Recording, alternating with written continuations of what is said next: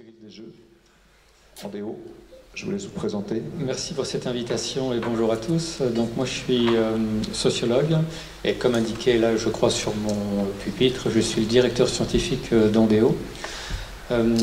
Alors ce qui va être intéressant c'est qu'on a réalisé plusieurs travaux justement sur l'articulation entre les SAD, donc services d'aide et d'accompagnement à domicile, appelé également service à la personne, donc l'articulation des SAD avec les SAVS ou les SAMSA.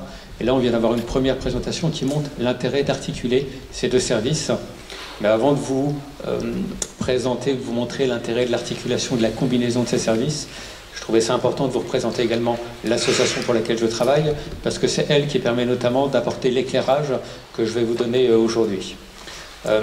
Andéo, c'est une association qui a pour objectif de renforcer le pouvoir d'agir des personnes en situation de handicap, dont des personnes qui ont un handicap qui va être lié à des altérations des fonctions psychiques. Pour remplir cette mission d'inclusion, Andéo est constitué en collectif d'associations. Aujourd'hui, on compte 24 membres. Je ne vais pas vous relister tous les membres, mais ce qui est important de retenir, c'est que parmi ces membres, on a des associations qui ont représenté des personnes en situation de handicap ou leurs familles. On va avoir par exemple l'UNAFAM qui fait partie des membres d'Andéo, mais également Autisme France, Trisomie 21 France. Ce qui est important, c'est d'avoir en tête cette multiplicité d'acteurs et de savoir que ces associations, on est également au sein du conseil d'administration d'Andéo, et elles ont une voix décisionnaire. Cette voix décisionnaire, elle est d'autant plus forte qu'on est présidé par une association de famille qui est l'UNAFTC, l'Union nationale des associations de famille de personnes traumatisées crâniennes et cérébro-lésées. Pour remplir cette mission d'inclusion, que je présentais tout à l'heure, donc qui est de renforcer le pouvoir d'agir des personnes en situation de handicap, on a 3 axes de travail. Un premier axe autour de la production de connaissances, qui est l'axe dont je m'occupe, à travers la réalisation de recherches participatives, de recherche-action, de recherche émancipatoire. On a également un deuxième axe autour de la promotion de qualité de service, à travers la création de labels et certifications qu'on appelle CAP Andéo. Et on a un troisième axe autour du renforcement de compétences, à travers de la formation, de la sensibilisation ou de l'accompagnement à l'ingénierie de projet. Spécifiquement sur la question du handicap psychique, on a réalisé plusieurs travaux, notamment dans l'axe production de connaissances, avec une recherche spécifique sur les besoins en aide humaine des personnes qui vivent avec un handicap psychique. Non, ça passe pas sur le... pas de problème, rassurez-vous. Oui, alors je suis là, effectivement, je ne vous partage pas mon support de présentation, qui m'aide à la communication, mais qui était purement un travail interne.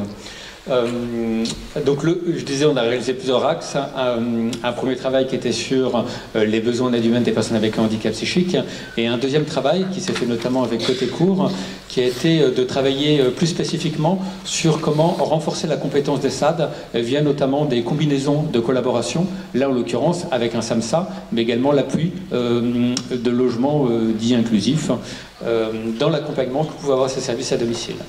Ces 2 rapports de recherche, ils ont permis notamment la construction d'un guide de sensibilisation pour faciliter l'appropriation d'un certain nombre de connaissances et de points de vigilance pour les auxiliaires de vie à domicile dans l'accompagnement des personnes avec un handicap psychique. Cette production de connaissances, elle a également servi de socle à 2 référentiels de certification CAP Andéo.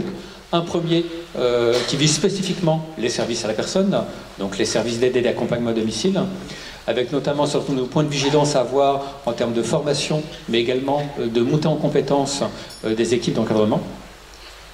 Et cette connaissance, elle a également servi de socle et de mise en application pour construire un référentiel spécifique pour l'ensemble du secteur médico-social, qui va inclure les SAD, mais qui vise plus spécifiquement les SAVS, les SAMSA, ou éventuellement également les MAS et les femmes.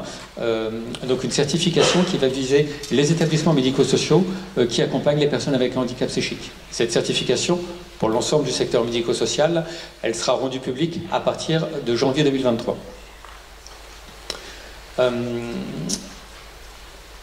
Cette différente connaissance, elle a permis de mettre en avant, en tout cas, spécifiquement sur l'accompagnement des personnes avec un handicap psychique, le rôle majeur des SAD, en particulier en termes de promoteurs des dynamiques de réhabilitation. Ce rôle majeur, il est pourtant fortement invisibilisé du fait d'un certain nombre de représentations qui sont portées et véhiculées par les SAD eux-mêmes, mais également par leurs partenaires. Une des difficultés, c'est d'arriver à se représenter la mission des SAD comme n'étant pas exclusivement comme des fonctions d'exécution. En effet, les études qui ont pu être réalisées montrent que très souvent les SAD et leurs partenaires ont tendance à limiter ces services à des rôles d'exécution, considérant que ces services font uniquement à la place de la personne lorsque celle-ci n'est pas en capacité de réaliser certains actes ou n'est plus en capacité de le faire. Cependant, cette représentation, elle pose des problèmes à plein de niveaux. Le premier, en termes de reconnaissance du travail, mais elle pose aussi des problèmes sur la mission même des SAD. C'est important de rappeler qu'un SAD, il a comme mission la préservation de l'autonomie, mais également la restauration de cette autonomie, ainsi que le développement des activités sociales. Ils sont d'ailleurs amenés à être appelés à partir de 2023 et entre 2023 et 2025, ils sont même appelés à être appelés des services autonomie à domicile. Donc plus exclusivement des services d'aide et d'accompagnement à domicile, mais bien des services autonomie à domicile. Le deuxième point qui pose problème, c'est aussi la refonte des métiers qu'on retrouve dans ces services. Comme il a été dit tout à l'heure, c'est des services qui recrutent principalement des auxiliaires de vie sociale.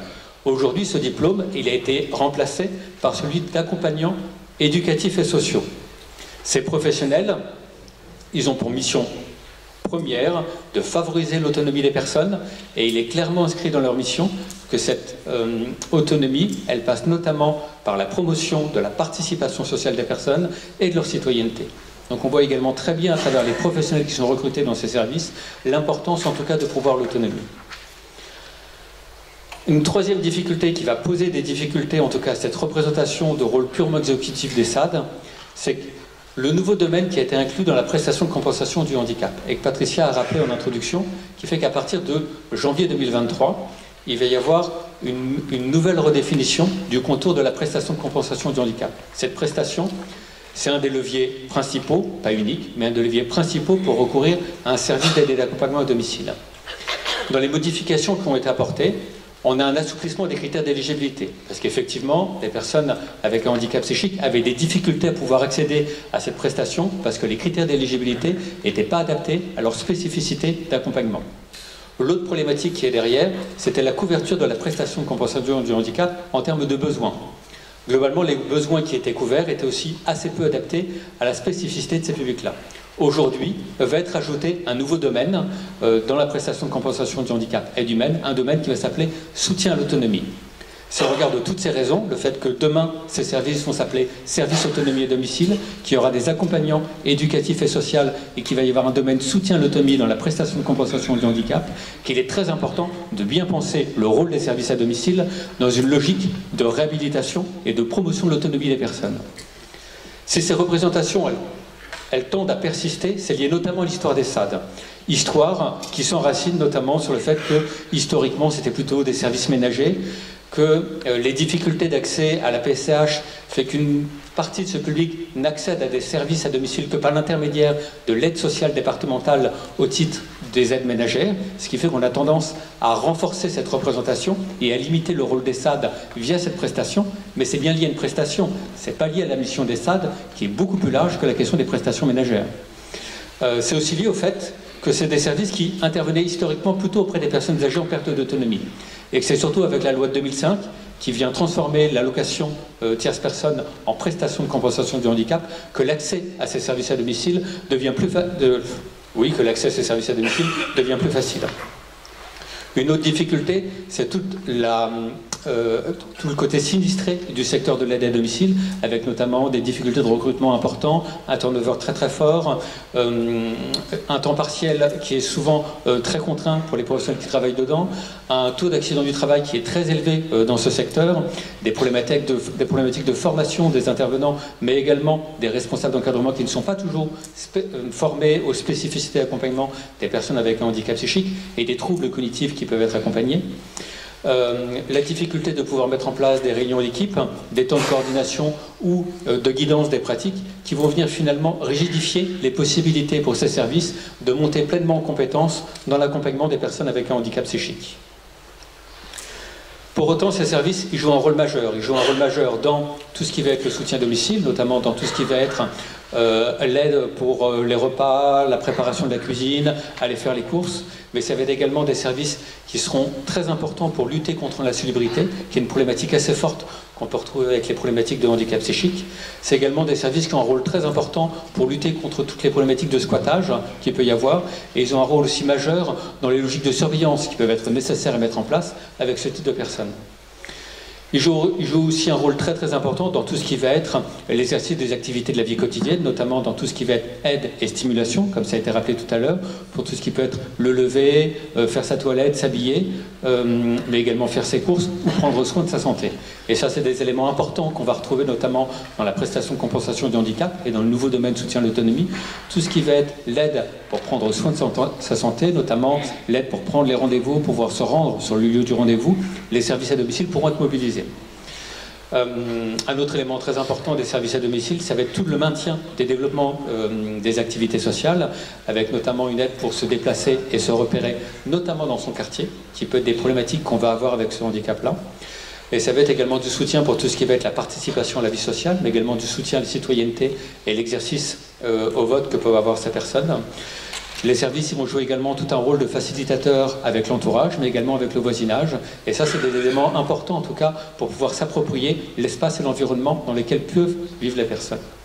Un autre élément important qui ressort des études qu'on a pu réaliser, c'est la configuration des services à domicile. C'est vrai qu'effectivement, aujourd'hui, on compte 8500 services d'aide et d'accompagnement à domicile.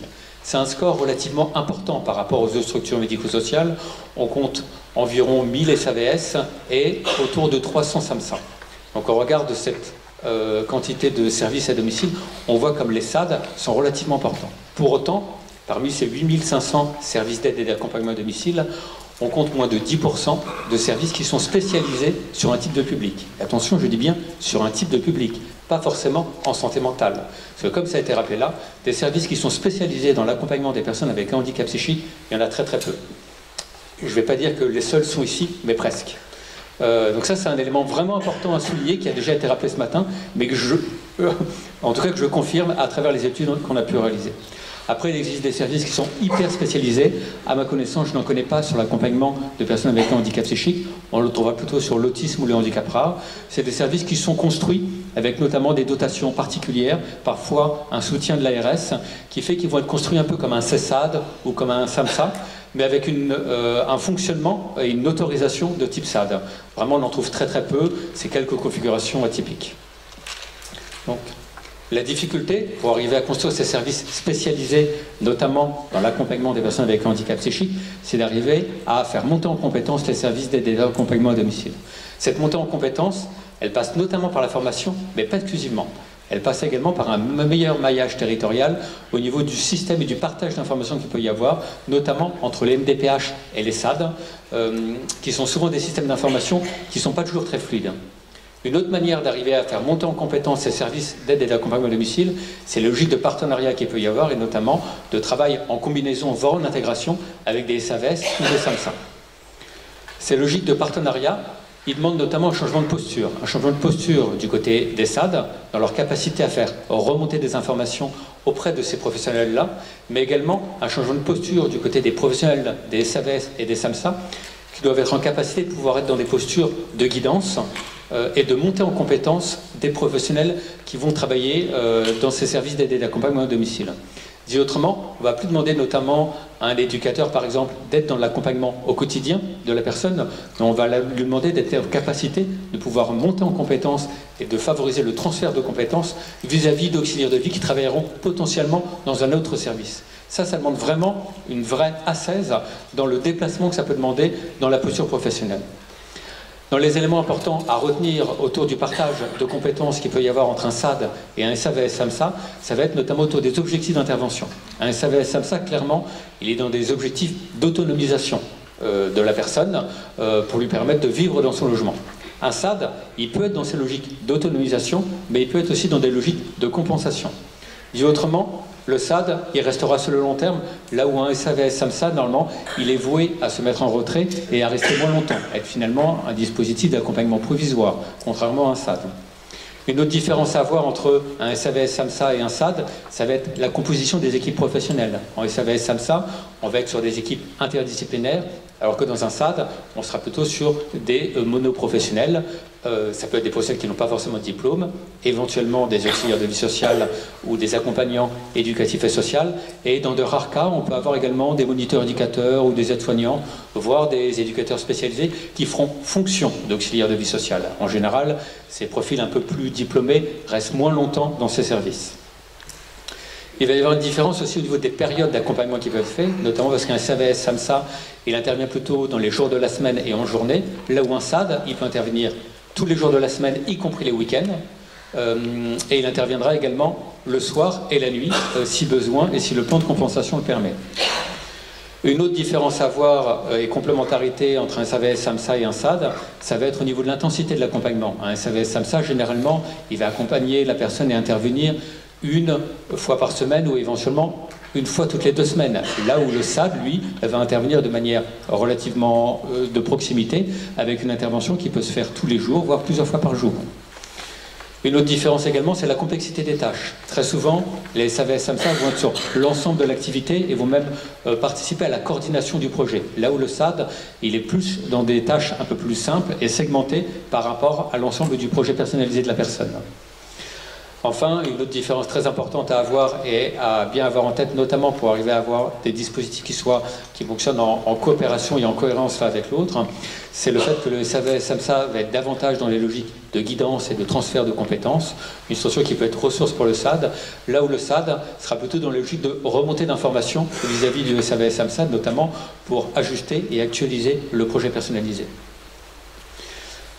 Pour conclure, aujourd'hui, ces logiques de collaboration et de renforcement des compétences, elles vont être favorisées grâce à la révision qui a été faite de l'annexe 5 concernant la prestation de compensation du handicap aide humaine.